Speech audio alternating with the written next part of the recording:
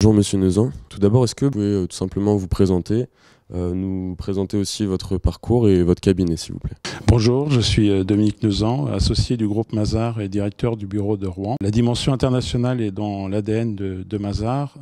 C'est pour accompagner ses clients à l'international que Mazars a constitué un partnership intégré présent dans 92 pays et comptant plus de 42 000 professionnels.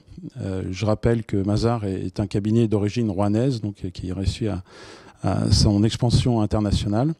Mon parcours illustre assez bien, je crois, cette dimension internationale, puisqu'après des débuts à Paris, j'ai réalisé une bonne partie de ma carrière au Brésil, où j'ai pu accompagner de nombreuses sociétés françaises, allant de la PME jusqu'aux sociétés du CAC 40.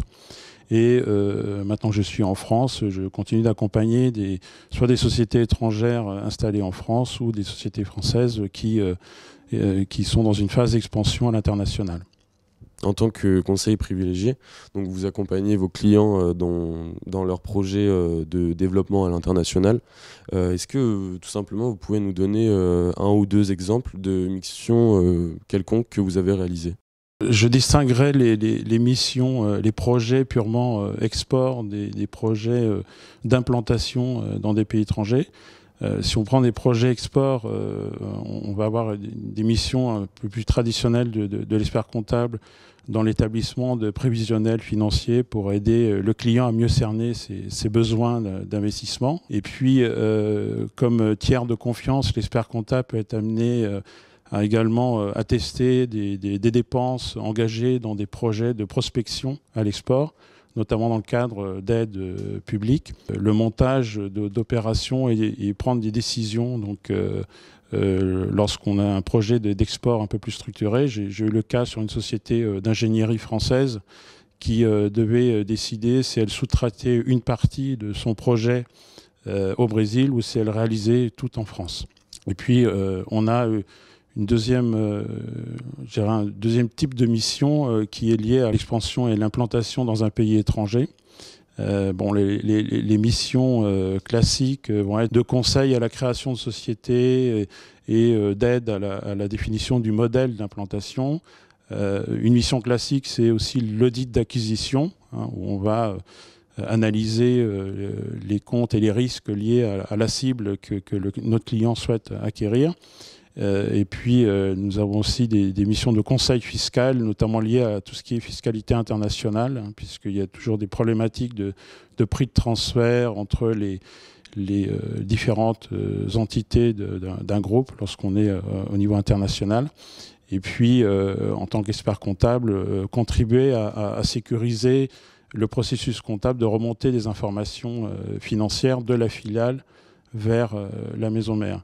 Alors le fait d'être dans un groupe intégré avec une présence dans 90 pays, évidemment, facilite la tâche. Moi, j'ai eu le cas récent où j'ai pu mettre en relation mes clients avec des associés en Amérique du Nord ou en Inde pour des missions d'acquisition ou des missions d'expertise comptable. Et puis, moi-même, j'ai tenu ce rôle d'expert local en étant au Brésil, où j'ai pu accompagner de nombreuses acquisitions pour des sociétés françaises. J'ai pu travailler avec Publicis, Essilor, Saint-Gobain, et puis il y a aussi des PME, 5 à sec par exemple aussi. Vous accompagnez des sociétés étrangères donc, qui souhaitent s'implanter en France. Quelle mission vous leur proposez tout simplement ? Dans le cadre d'une implantation de sociétés étrangères en France, on va retrouver, je dirais, les missions classiques d'un expert comptable dans une phase de création de société, qui vaut aussi pour une société française. Donc, ça va être le conseiller sur la forme juridique, sur le régime fiscal, élaborer généralement des prévisionnels financiers pour rencontrer les banques, obtenir des financements, et puis assister le client dans la mise en place de son administration financière et comptable. La particularité simplement avec des clients étrangers, c'est que souvent les contacts, dans un premier temps en tout cas, seront souvent en anglais. L'autre aspect, c'est qu'il est très important d'essayer d'avoir une approche assez didactique et pédagogique pour faire ressortir les particularités de la France, mettre en avant les possibilités d'aide à l'investissement, de création, puisqu'il y a toute une politique quand même qui est mise en place pour favoriser les investissements étrangers. Donc ça, il faut faire l'effort de mettre ça en avant et de bien expliquer aux clients. Et puis l'autre aspect particulier, c'est tout ce qui touche à la fiscalité internationale. Donc qui va être rapidement une problématique importante pour ce type de client. Donc tout ce qui est lié à l'application éventuellement de conventions fiscales bilatérales qui sont là pour éviter des doubles impositions, tout ce qui est sujet de transactions entre la filiale française et sa maison mère. Et puis une fois que la société est établie, on retrouve souvent la mission classique de l'expert comptable qui est mission de présentation des comptes et souvent de gestion de la paye également, avec la particularité que dans ce type de client, on a souvent en complément une mission qui porte spécifiquement sur les comptes préparés selon les normes du groupe et selon les pratiques comptables du groupe.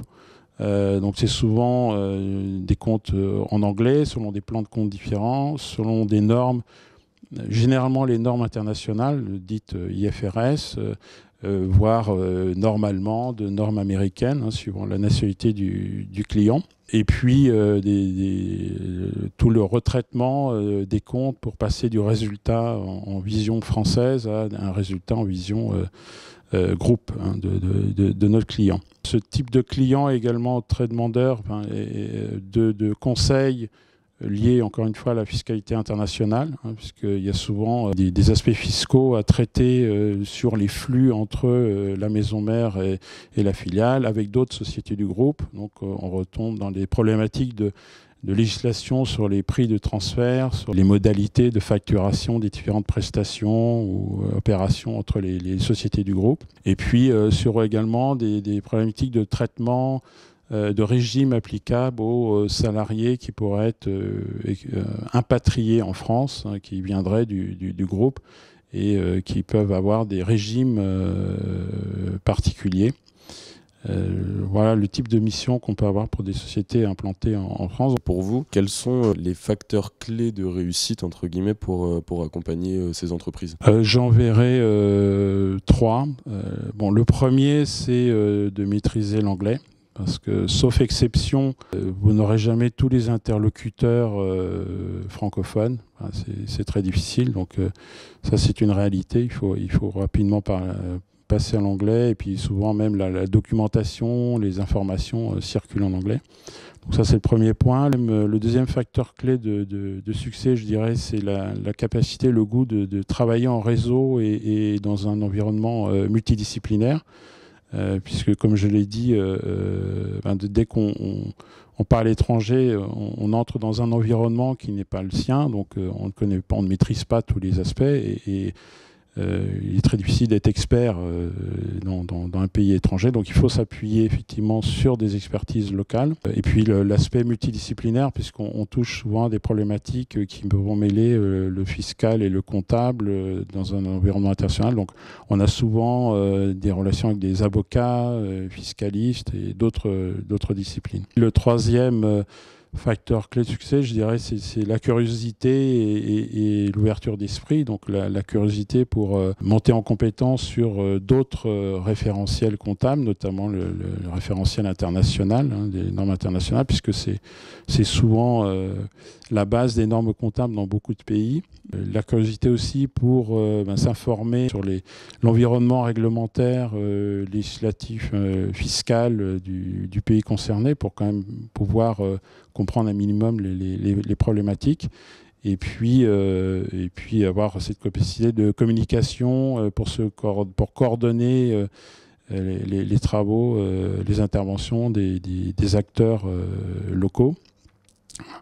Et je dirais que dans dans ce contexte, c'est un contexte où l'expert comptable a un vrai rôle de conseil, où il est souvent un interlocuteur pivot entre son client, les filiales, les autres conseils, la maison mère.